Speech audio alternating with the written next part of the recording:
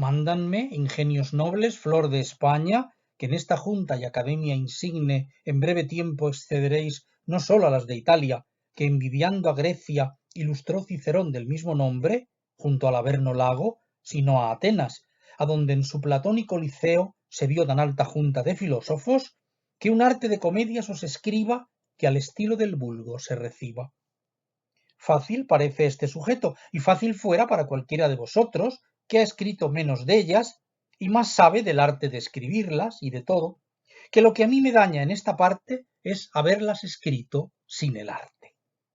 No porque yo ignorase los preceptos, gracias a Dios, que ya tirón gramático pasé los libros que trataban de esto, antes que hubiese visto al sol 10 veces discurrir desde el Aries a los peces, mas porque, en fin, hallé que las comedias estaban en España en aquel tiempo no como sus primeros inventores pensaron que en el mundo se escribieran, mas como las trataron muchos bárbaros que enseñaron al vulgo a sus rudezas, y así se introdujeron de tal modo que con arte ahora las escribe muere sin fama y galardón, que puede, entre los que carecen de su lumbre, más que razón y fuerza, la costumbre.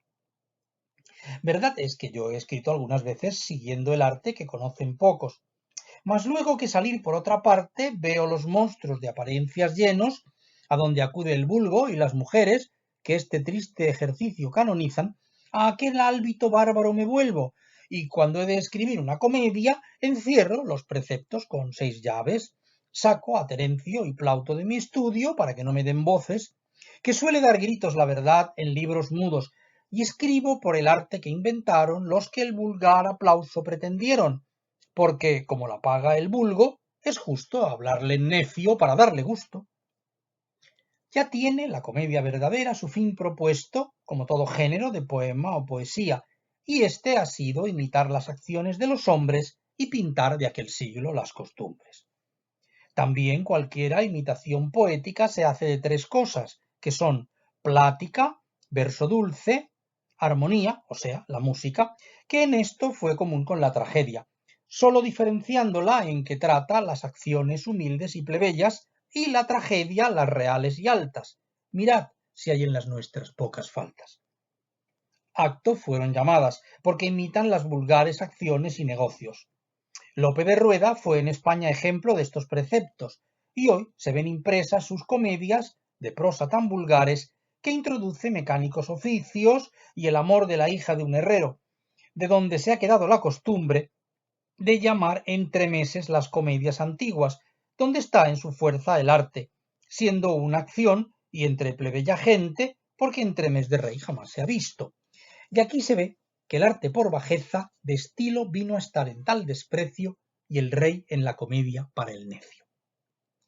Aristóteles pinta en su Poética, puesto que oscuramente su principio, la contienda de Atenas y Megara, sobre cuál de ellos fue inventor primero.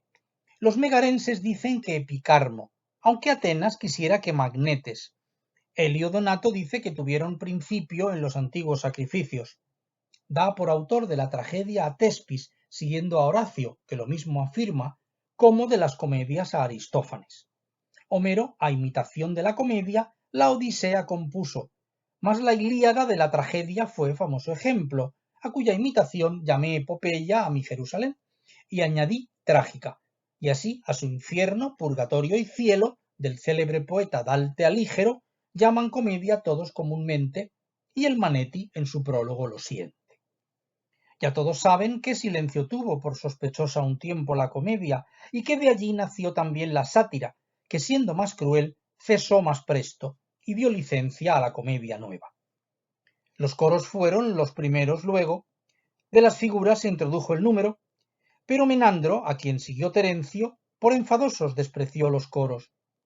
Terencio fue más visto en los preceptos, pues que jamás alzó el estilo cómico a la grandeza trágica, que tantos reprendieron por vicioso en Plauto, porque en esto Terencio fue más cauto. Por argumento la tragedia tiene la historia y la comedia el fingimiento. Por eso fue llamada planipedia, de al argumento humilde, pues la hacía sin coturno y teatro el recitante. Hubo comedias palíatas, mimos, togatas, atilanas, tabernarias, que también eran como ahora varias. Con ática elegancia, los de Atenas reprehendían vicios y costumbres con las comedias, y a los dos autores del verso y de la acción daban sus premios. Por eso Tulio los llamaba espejo de las costumbres y una viva imagen de la verdad, altísimo tributo, en que corren parejas con la historia, mirad si es digna de corona y gloria. Pero ya me parece estáis diciendo que es traducir los libros y cansaros, pintaros esta máquina confusa. Creed que ha sido fuerza que os trajese a la memoria algunas cosas de estas, porque veáis que me pedís que escriba arte de hacer comedias en España, donde cuando se escribe es contra el arte, y que decir como serán ahora contra el antiguo, y que en razón se funda, es pedir parecer a mi experiencia. No el arte, porque el arte verdad dice, que el ignorante vulgo contradice. Si pedís arte, yo os suplico, ingenios, que leáis al doctísimo utinense Robortello, y veréis sobre Aristóteles, y aparte en lo que escribe de comedia, cuánto por muchos libros hay difuso, que todo lo que ahora está confuso. Si pedís parecer de los que ahora están en posesión, y que es forzoso que el vulgo con sus leyes establezca la vil quimera de este monstruo cómico, diré el que tengo, y perdonad, pues debo obedecer a quien mandarme puede, que dorando el error del vulgo, quiero deciros de qué modo las querría, ya que seguir el arte no hay remedio en estos dos extremos, dando un medio.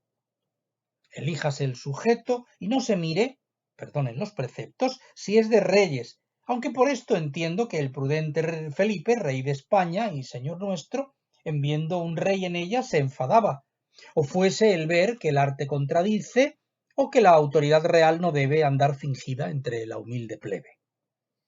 Esto es volver a la comedia antigua, donde vemos que Plauto puso dioses, como en su anfitrión, lo muestra Júpiter. Sabe Dios que me pesa de aprobarlo, porque Plutarco, hablando de Menandro, no siente bien de la comedia antigua. Mas pues del arte vamos tan remotos, y en España le hacemos mil agravios, cierren los doctos esta vez los labios.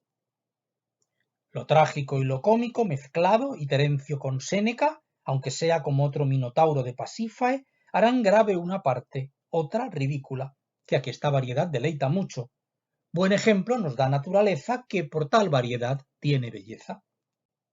No hay que advertir que pase en el período de un sol, aunque es consejo de Aristóteles, porque ya le perdimos el respeto cuando mezclamos la sentencia trágica a la humildad de la bajeza cómica. Pase en el menos tiempo que se pueda, si no es cuando el poeta escriba historia, en que hayan de pasar algunos años, que esto podrá poner en las distancias de los dos actos, o si fuere fuerza hacer algún camino o una figura, cosa que tanto ofende a quien lo entiende, pero no vaya a verlas quien se ofende. Oh, cuántos de este tiempo se hacen cruces de ver que han de pasar años en cosa que un día artificial tuvo de término, que aún no quisieron darle el matemático, porque considerando que la cólera de un español sentado no se templa si no le representan en 2 horas hasta el final juicio desde el Génesis, yo hallo que si allí se ha de dar gusto con lo que se consigue es lo más justo. El sujeto elegido escriba en prosa y en 3 actos de tiempo le reparta, procurando, si puede, en cada uno no interrumpir el término del día. El capitán Virués, insigne ingenio, puso en 3 actos la comedia, que antes andaba en 4, como pies de niño, que eran entonces niñas las comedias. Y yo las escribí de 11 y 12 años, de a 4 actos y de a 4 pliegos, porque cada acto un pliego contenía, y era que entonces en las 3 distancias se hacían 3 pequeños entremeses, y ahora apenas uno, y luego un baile, aunque el baile lo es tanto en la comedia, que le aprueba Aristóteles y tratan Ateneo, Platón y Genofonte, puesto que reprehende el deshonesto, y por esto se enfada de Calípides, con que parece imita al coro antiguo. Dividido en 2 partes el asunto, ponga la conexión desde el principio hasta que vaya declinando el paso, pero la solución no la permita hasta que llegue la postrera escena, porque en sabiendo el vulgo el fin que tiene, vuelve el rostro a la puerta y las espaldas al que esperó 3 horas cara a cara, que no hay más que saber en lo que para. Quede muy pocas veces el teatro sin persona que hable, porque el vulgo en aquellas distancias se inquieta, y gran rato la fábula se alarga, que, fuera de ser esto un grande vicio, aumenta mayor gracia y artificio. Comience, pues, y con lenguaje casto no gaste pensamientos ni conceptos en las cosas domésticas, que sólo ha de imitar de 2 o 3 la plática. Mas cuando la persona que introduce persuade, aconseja o disuade, allí ha de haber sentencias y conceptos, porque se imita la verdad sin duda, pues habla un hombre en diferente estilo del que tiene vulgar cuando aconseja, persuade o aparta de una cosa. Diónos ejemplo Arístides, retórico, porque quiere que el cómico lenguaje sea puro, claro, fácil, y aún añade que se tome del uso de la gente, haciendo diferencia al que es político, porque serán entonces las dicciones espléndidas, sonoras y adornadas. No traiga la escritura ni el lenguaje ofenda con vocablos exquisitos, porque si ha de imitar a los que hablan, no ha de ser por pancallas, por metauros, hipogrifos, semones y centauros.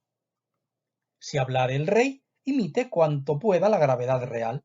Si el viejo hablare, procure una modestia sentenciosa. Describa a los amantes con efectos que muevan con extremo a quien escucha. Los soliloquios pinte de manera que se transforme todo el recitante y con mudarse así mude al oyente. Pregúntese y respóndase a sí mismo, y si formare quejas, siempre guarde el debido decoro a las mujeres. Las damas no desdigan de su nombre, y si mudar en traje, sea de modo que pueda perdonarse, porque suele el disfraz varonil agradar mucho. Guárdense de imposibles, porque es máxima que sólo ha de imitar lo verosímil. En lacayo no trate cosas altas, ni diga los conceptos que hemos visto en algunas comedias extranjeras, y de ninguna suerte la figura se contradiga en lo que tiene dicho, quiero decir, se olvide, como en Sófocles se reprehende, no acordarse Edipo del haber muerto por su mano a Layo. Remátense las escenas con sentencia, con donaire, con versos elegantes, de suerte que al entrarse el que recita no deje con disgusto al auditorio. En el acto primero ponga el caso, en el segundo enlace los sucesos, de suerte que hasta medio del tercero apenas juzgue nadie en lo que para. Engañe siempre el gusto donde vea que se deja entender alguna cosa de muy lejos de aquellos que promete. Acomode los versos con prudencia a los sujetos de que va tratando. Las décimas son buenas para quejas, el soneto está bien en los que aguardan. Las relaciones piden los romances, aunque en octavas lucen por extremo. Son los tercetos para cosas graves y para las de amor las redondillas. Las figuras retóricas importan, como repetición o anadiplosis, y en el principio de los mismos versos, aquellas relaciones de la anáfora, las ironías y adubitaciones, apóstrofes también y exclamaciones. El engañar con la verdad es cosa que ha parecido bien, como lo usaba de todas sus comedias Miguel Sánchez, digno por la invención de esta memoria. Siempre el hablar equívoco ha tenido, y aquella incertidumbre anfibológica, gran lugar en el vulgo, porque piensa que él solo entiende lo que el otro dice. Los casos de la honra son mejores, porque mueven con fuerza a toda gente, con ellos las acciones virtuosas, que la virtud es donde quiera amada.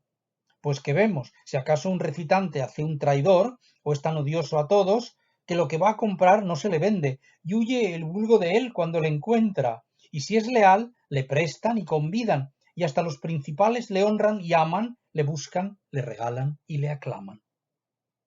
Tenga cada acto 4 pliegos solos, que 12 están metidos con el tiempo y la paciencia del que está escuchando.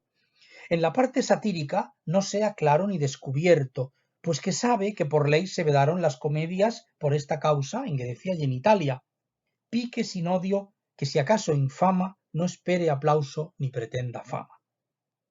Estos podéis tener por aforismos de los que el arte no tratáis antiguo, que no da más lugar agora el tiempo, pues lo que les compete a los 3 géneros del aparato que Vitruvio dice, toca al autor, como Valerio Máximo, Pebio Critino, Horacio en sus epístolas, y otros los pintan con sus tiempos y árboles, cabañas, casas y fingidos mármoles. Los trajes nos dijera Julio Pollux, si fuera necesario, que en España es de las cosas bárbaras que tiene en la presente comedia recibidas, sacar un turco un cuello de cristiano y calzas atacadas un romano.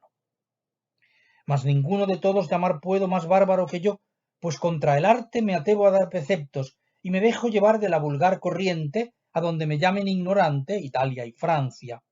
Pero, ¿qué puedo hacer si tengo escritas con una que he acabado esta semana 483 comedias? Porque fuera de 6, las demás todas pecaron contra el arte gravemente. Sustento, en fin, lo que escribí y conozco que aunque fueran mejor de otra manera no tuvieran el gusto que han tenido, porque a veces lo que es contra lo justo, por la misma razón, deleita el gusto.